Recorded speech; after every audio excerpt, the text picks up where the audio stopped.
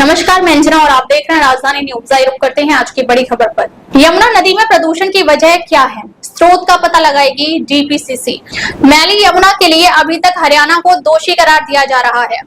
जब तक यही आरोप लगता रहा है कि पानीपत व सोनीपत का औद्योगिक कचरा राजधानी में यमुना को दूषित करता है, लेकिन दिल्ली में भाजपा सरकार बनने के बाद इस सत्य को भी गंभीरता से लिया गया है कि पल्ला में जहां यमुना दिल्ली में प्रवेश करती है, इसकी जल गुणवत्ता काफी बेहतर होती है।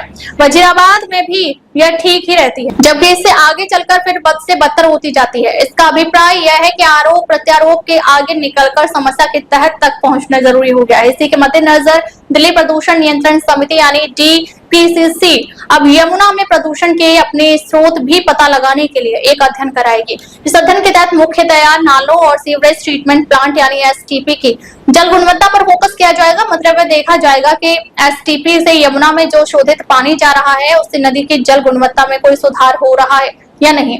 इसी तरह नालों से जो पानी यमुना में गिर रहा है वो कितना गंदा है और नदी के जल को किस हद तक प्रदूषित कर रहा है। हाल ही में डीपीसीसी की बोर्ड बैठक में लिए गए इस निर्णय के तहत इस अध्ययन के लिए जन संस्थानों से भी सुझाव और सहयोग लिया जाएगा।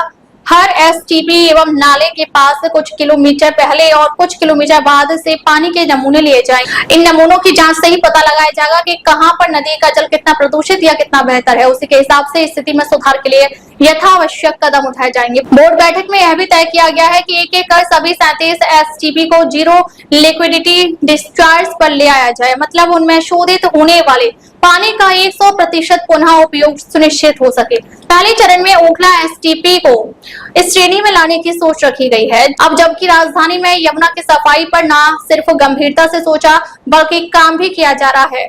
यह जरूरी हो गया है कि नदी में प्रदूषण के वास्तविक स्रोत भी पता लगाए जाएं। अब तक के लिए बस इतना ही, फिर मिलते हैं एक ऐसी ही बड़ी खबर के साथ। तब तक के लिए नमस्कार और देखते रहिए राजधानी।